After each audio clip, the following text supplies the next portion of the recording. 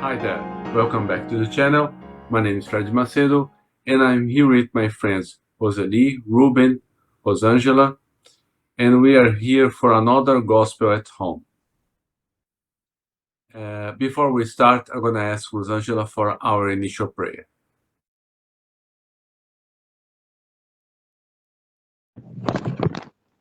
Our Father, who art in heaven, hallowed be thy name. Thy kingdom come, thy will be done, on earth as it is in heaven. Give us this day our daily bread, and forgive us our trespasses, as we forgive those who trespass against us. And lead us not into temptation, but deliver us from evil. Amen. Thank you, Rosangela. Now I'm going to share my screen and we are going to read a random theme about the Gospel according to Spiritism.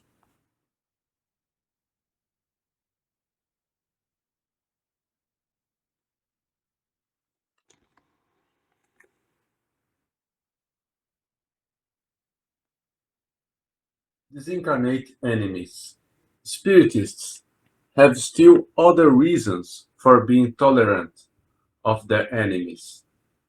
First of all, they know that maliciousness is not a permanent state for humans. That is due to a momentary imperfection, and that just as children correct themselves or their faults, bad people will someday acknowledge their wrongs and become good. They also know that death frees them only from the physical presence of their enemies, and that their enemies can pursue them with their hatred even after having left the earth behind.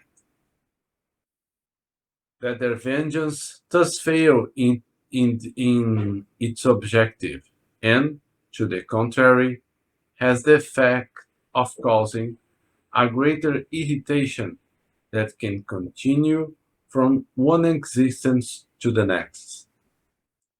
It is the Spiritist's responsibility to show, through experience, that the law that governs the relations between the visible and invisible world, that the expression extinguishing hatred with blood is radically erroneous, and that the truth is actually that blood preserves hatred even beyond the grave. Consequently, Spiritism presents a positive reason and a practical usefulness for forgiveness, and Christ's sublime maxim, love your enemies. There is no heart so perverse that it would not be touched by good behavior, even without being conscious of it. Through good conduct, one can at least remove any pretext for reprisals, and can turn enemies into friends, both before and after his or her death. So that through that behavior we irritate them, and it is them that they serve as instruments of God's justice for punishing those who are not forgiven. One can therefore have enemies among both incarnates and disincarnates, both living and dead. The enemies of the invisible world express their malevolence through the obsessions and subjugations of which so many persons are the target, and which are one variety of life's trials. Trials like this, just like other trials, help one to advance and should be accepted with resignation and as the result of the inferior nature of the terrestrial globe. If there were no bad people on earth, there would be no bad spirits around it. Consequently, if one must have indulgence and benevolence for one's incarnated enemy, one must also have them for those who are disincarnate. In times past, blood victims were sacrificed to placate infernal gods, who were none other than evil spirits. These infernal gods were succeeded by demons, which are the same thing.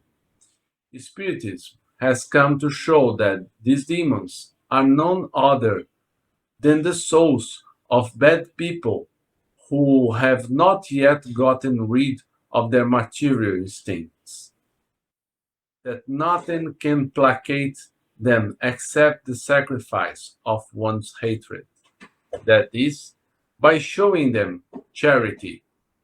That charity not only has the effect of stopping them from practicing wrongdoing, but it also leads them to the path of the good and contributes toward their salvation.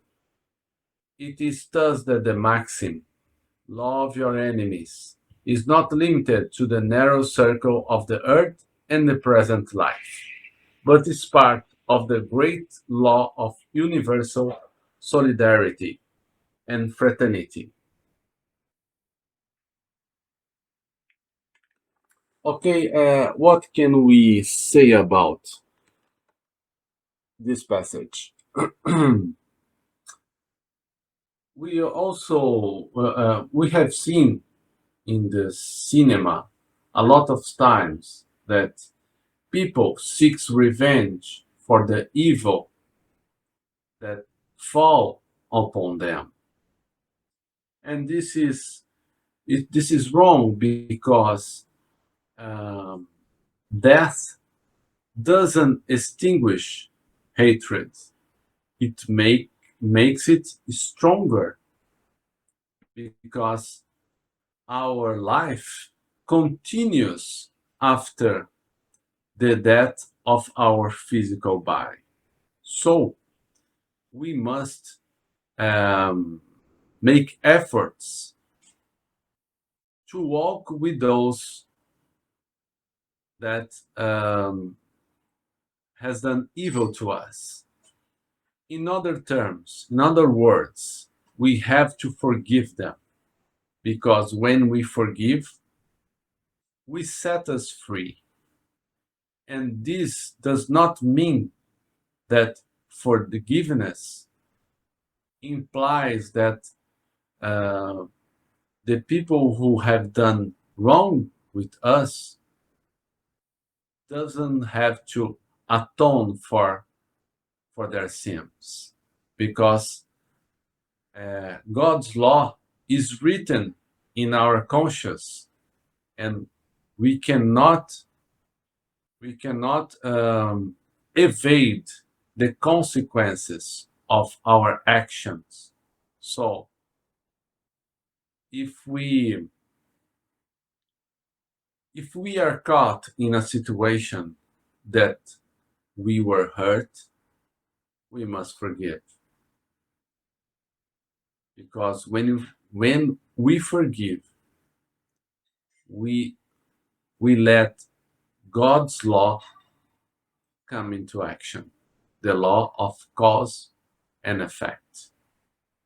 And God is perfect in correcting his sons, his daughters, and we must allow God's law to fulfill what he have had planned for all of us. This is what I have to say for tonight.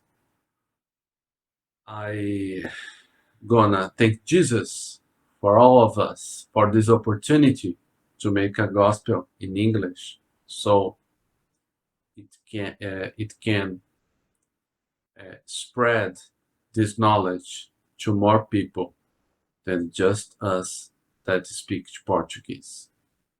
I'm gonna ask Rosangela for our final prayer. Please, Rosangela. We thank the good spirits who have come to communicate with us and ask them to help us put into practice the instruction they have given us. We also hope they will ensure that each one of us at the end of the session is fortified in the practice of good and love for our neighbor.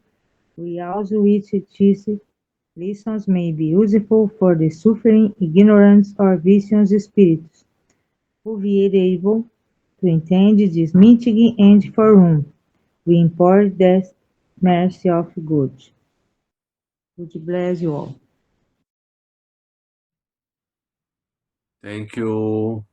Thank you, my friends. Obrigado, meus queridos. Perdoem meu atraso. Deus abençoe. Good night, everyone. Good night.